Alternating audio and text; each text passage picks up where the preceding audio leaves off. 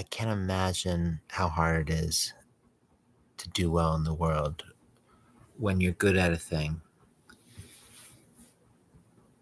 that's regionally challenging. I can't imagine what a miracle it is to be both famous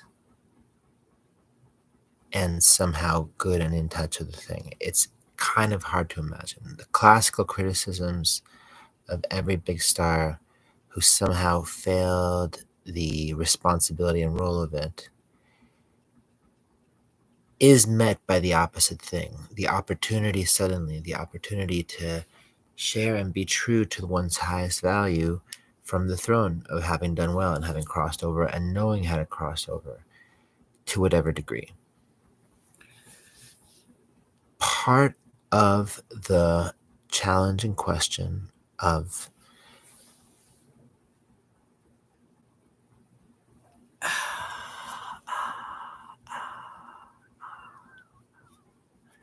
how much the criticism in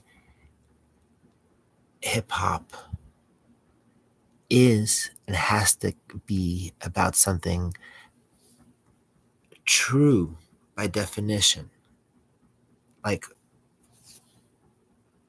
just on face value for a second, in the same way that all gospel and all Torah is to whatever degree just defined by being inherently true, let's say, so too the voice of the true self revealed in hip hop offers to describe itself as such, even as much as the exaggerations transcend what anyone could do or could have done.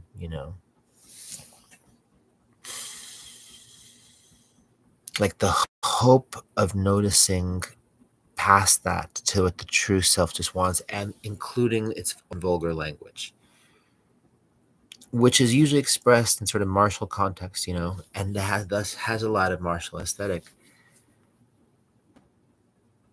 But the conflict is ultimately through the word.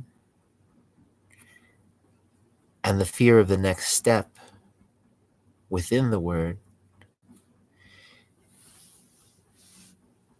the suit, hangs over like, the word insisted, as opposed to just heard, as opposed to received. Part of the criticism and concern, I think, in that moment,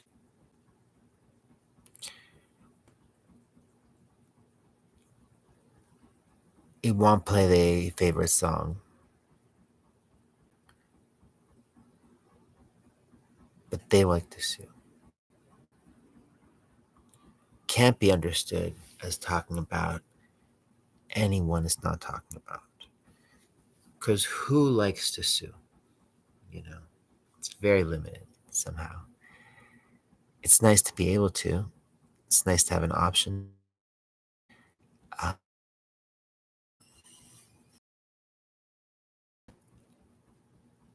The failure in the thing cannot be over collectivized, though. And one of the greatest things about the Enlightenment, especially in the communities of Brooklyn, is where I've noticed, in Crown Heights, all the conscious Black communities that transcended so many of the nationalist failings of communities and times, mostly through education, because education is our main salvation. Education introduces both culture, but also culture built around truth itself. And obviously, hip hop at its best is about truth itself. But what's the problem? The distribution network means the product is cut through the producers, and the distribution network produces things. Apparently, this is a lot of the concern and problem. And I think this is the concern and problem in the original Chappelle routines. just whoever won't listen. And it can't be that that's an ethnic thing. Because privilege, as ethnic as privilege is still just so concentrated in this model. And that is part of the classic tragedy of hip hop, right? All the good hip hop that didn't quite cross over because it had to be about nothing crossover at all, because the contexts had to be about nothing so that things could cross over.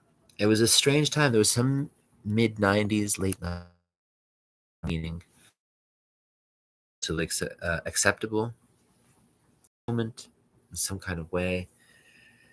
But then the channels were cleared.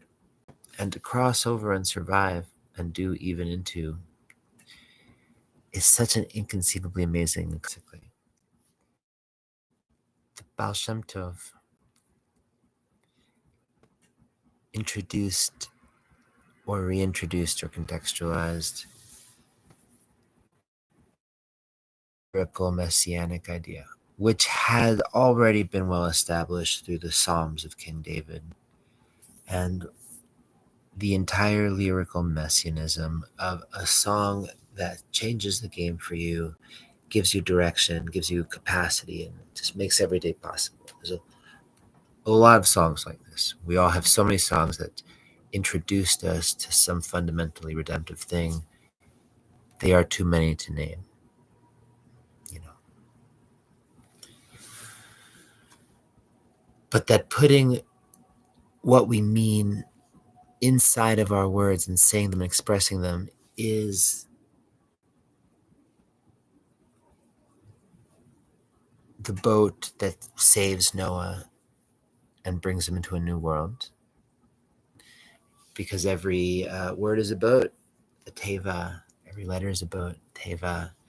You can put your whole heart into to share the whole of the thing that's already whole through the words.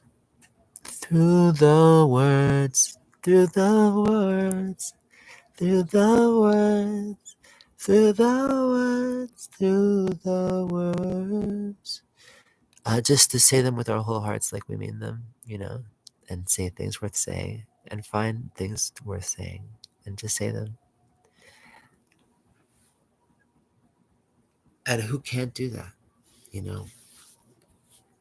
Part of the problem with the monsters, let's say, because part of the problem of feeling good about this Kendrick song, besides that it's awesome, you know, part of the problem is I thought we are trying to get over the vilification of the other, but no, it's not true, you guys. And I think the context of the Super Bowl attested how much it's not true. It's really important to have songs of celebration against the problem because they really are not like us, right? The bad force, the inhumane and serpentine monster force, you know.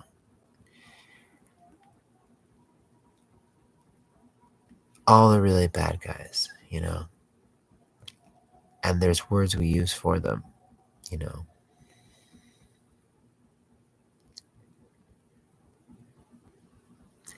All the worst words.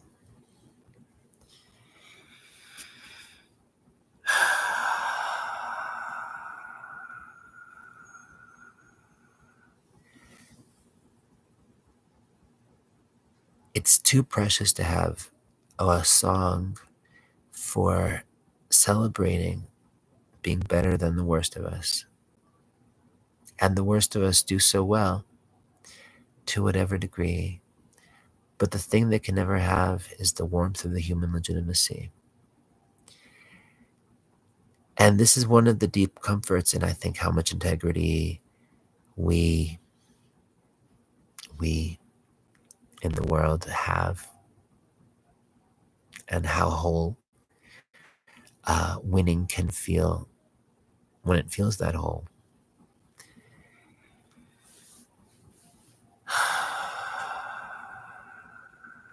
because as bad as the world seems like it's getting, it still seems like a relief to know any sense at all of who people are from whatever direct distance. Yay for the meantime.